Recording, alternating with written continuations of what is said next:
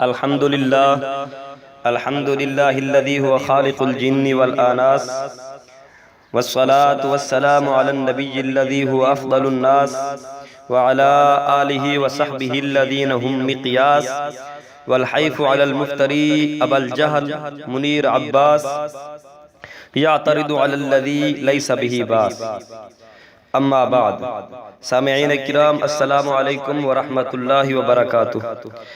میں اہل سنت و جماعت کا ادنا خادم محمد عرفان چشتی رضوی۔ دوستو، آپ کو بخوبی معلوم ہے کہ رفس بڑھاؤ ڈبل شاہ ٹیم کے ترجمان ابو جہل نے اہل سنت و جماعت پر حملہ کی قسم کھائی ہوئی ہے۔ آئے روز اہل سنت و جماعت پر نئی بکواس اور نیا بہتان لگاتا رہتا ہے، جس کا دور سے اس کے مفہوم سے تعلق نہیں ہوتا۔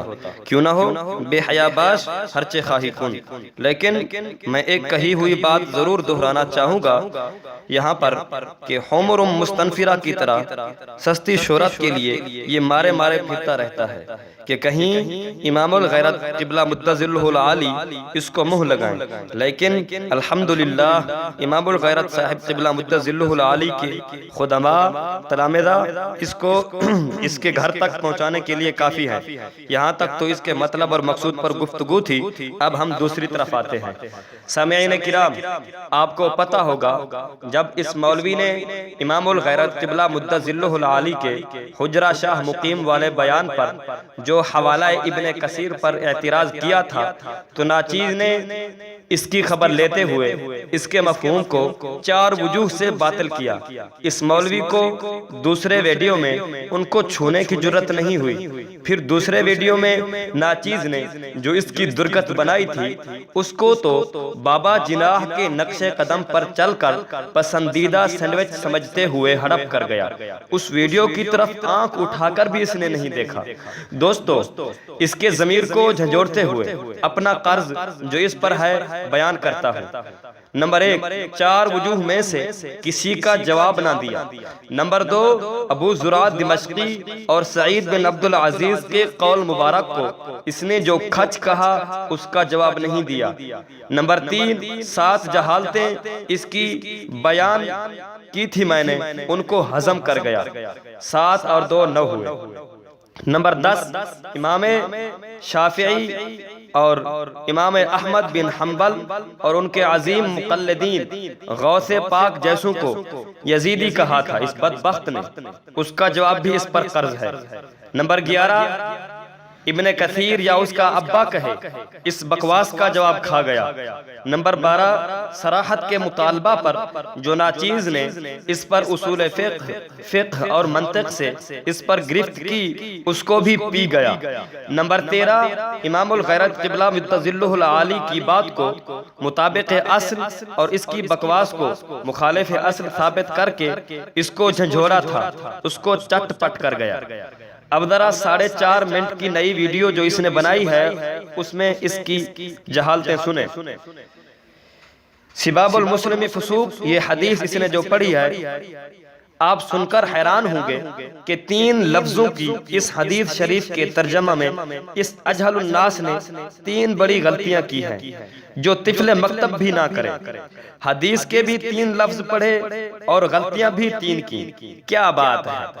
اب گنتی وار ان کو سنو۔ نمبر 14، لفظ سباب مصدر ہے، اس بیوقوف نے اس کو صیغہ صفت بنایا۔ نمبر 15، فسوق بھی مصدر ہے، اس کو بھی نادان نے صیغہ صفت سمجھا۔ نمبر 16، اور ترجمہ کیا مسلمان کو گالی دینے والا فاسق ہے، حالانکہ جہاں بھی امام اہل سنت رضی اللہ تعالی عنہ نے اس کا ترجمہ کیا ہے مصدر والا کیا ہے، اور یہی حقیقت ہے۔ نمبر 17، لفظ جہالت کو یہ ابو جہل جہالت بولتا ہے، حالانکہ استاد محترم قبلہ مدظلہ العالی سے پہلے سن چکا ہے اسی ویڈیو کے شروع میں۔ نمبر 18، کلام شارح بخاری کو نہیں سمجھا، وہاں لفظ گالی ہے نہ کہ حقیقت۔ سامعین ذرا غور فرمائیں، پچھلی ویڈیو میں ناچیز نے آخر میں کہا بھی تھا کہ تو اتنا بڑا جاہل ہے کہ اپنی حقیقت جہالت کو گالی سمجھتا ہے، میں نے اس کے جاہل ہونے پر یہ دلیل دی تھی کہ تیرا حقیقت کو گالی سمجھنا تیرے جاہل ہونے پر دال ہے، اور تو نے اسے دہرا کر میرے دعویٰ کی دلیل کو سچا ثابت کر دیا اور اپنے جاہل ہونے کا اقرار کر لیا۔ حق ہے، مدعی لاکھ پہ بھاری ہے گواہی تیری۔ لہذا جب واضح ہو گیا کہ ہم نے گالی نہیں دی بلکہ حقیقت بیان کی ہے، تو اب ثابت ہو گیا کہ شارح بخاری علیہ الرحمہ کا یہ فتویٰ ہمارے لیے نہیں بلکہ فتاوی رضویہ شریف کا فتویٰ شریف تیرے لیے ہے۔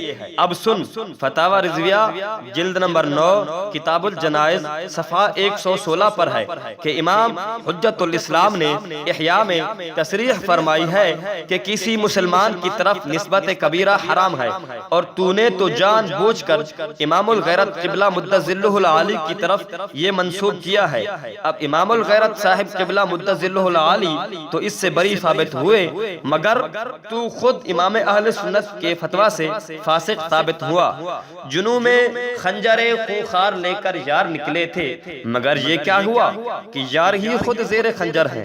نمبر 19، مزے کی بات یہ ہے کہ یہ بیچارہ اتنا حواس باختہ ہو چکا ہے، فتاوی شارح بخاری میں لفظ مولن لکھا ہے اور سکرین پر ناظرین آپ دیکھ سکتے ہیں، مگر یہ ابو جہل اس کو ملعن پڑھ رہا ہے۔ تو خود سوچ لے، تجھے دیکھ کر بھی اردو نہیں آتی اور ڈینگیں کتنی بڑی بڑی مارتا ہے۔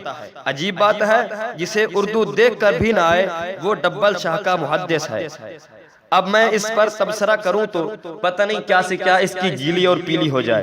نمبر 20، آخر میں اس نے کہا کہ آپ یزید کی تعریف کرو گے، ہم پھر تجھے چیلنج کرتے ہیں کہ اگر تیری اصل میں خطا نہیں تو حوالہ دے جہاں امام الغیرت قبلہ مد ظلہ العالی نے فرمایا ہو کہ یزید کی تعریف کرو، ہاتو برہانکم ان کنتم صادقین۔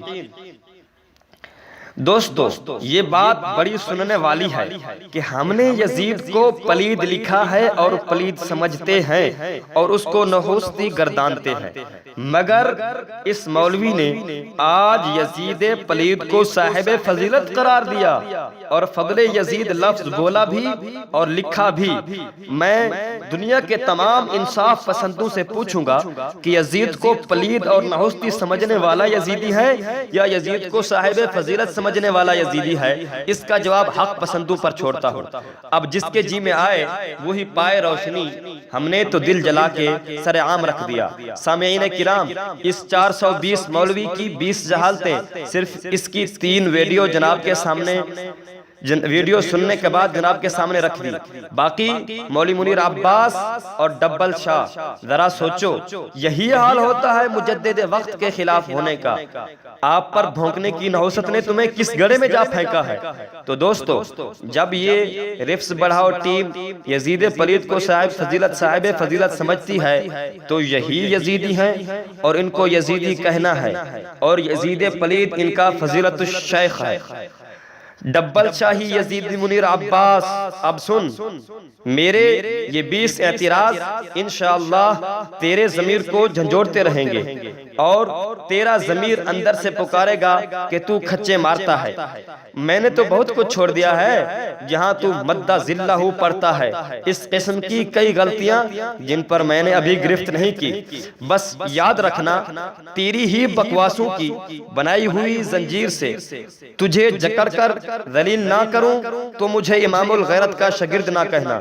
سگ ہوں میں عبید چشتی رضا و شفیع کا، ہیں بھاگتے آگے سے میرے شیر ببر بھی، وما علی الا البلاغ۔